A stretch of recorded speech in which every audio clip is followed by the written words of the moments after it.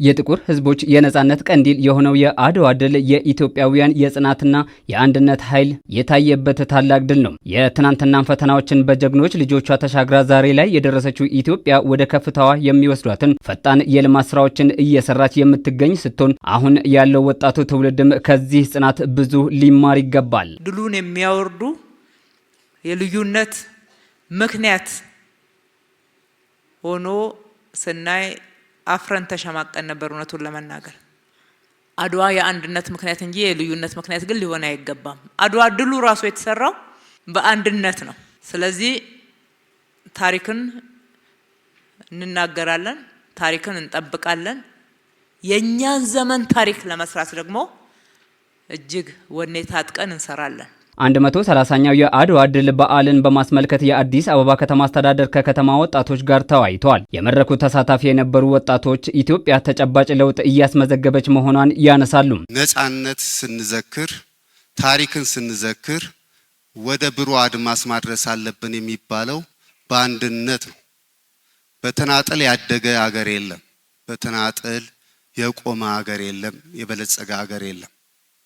አንድነት ኃይል ነው። ወጣቱ የሰላም ዘብ መሆን መቻል አለበት።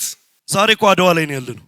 አይቻልም የሚባሉ ነገሮች ተችለው አይተናል። ህዳሴ ግድብን አይቻልም ብለውናል። ገንዘብ ከልክለውናል፣ ብድር ከልክለውናል፣ እርዳታ ከልክለውናል፣ በዲፕሎማሲ ጫና ፈጥረውብናል፣ ተዋግተውናል። ያንን አልፈን ዛሬ በኩራት ምንናገርባት፣ ምንዝናናባት፣ ምንኖርባት አዲስ አበባ ተፈጥራለች።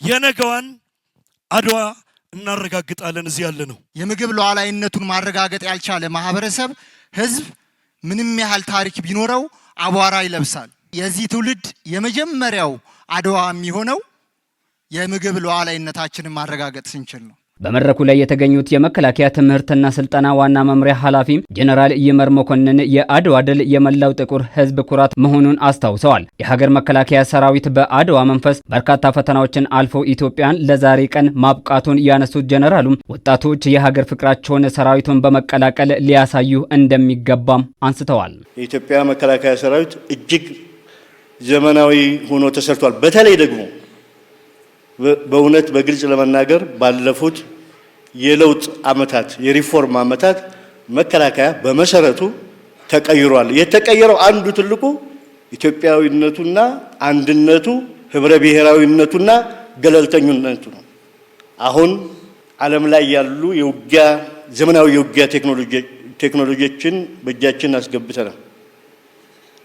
የኢትዮጵያ ሉዓላዊነት፣ ዳር ድንበር፣ ብሔራዊ ፍላጎት ሊያስጠብቅ የሚችል በቁጥሩም በስልጠናውም በታጠቀው ትጥቅም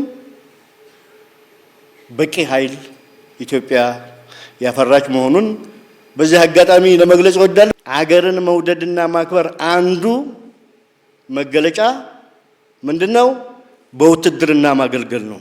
የውይይቱ ተሳታፊ የነበሩ ወጣቶችም እየተመዘገበ በሚገኘው ፈጣን ለውጥ ደስተኛ መሆናቸውን በማንሳት ለሀገር ሉዓላዊነትና አንድነት በጋራ ለመቆም ዝግጁ መሆናቸውን አረጋግጠዋል። የዘንድሮ 130ኛው የአድዋ ድል በዓል አኩሪ ታሪክ ወደ ብሩህ አድማስ በሚል መሪ ሀሳብ ይከበራል።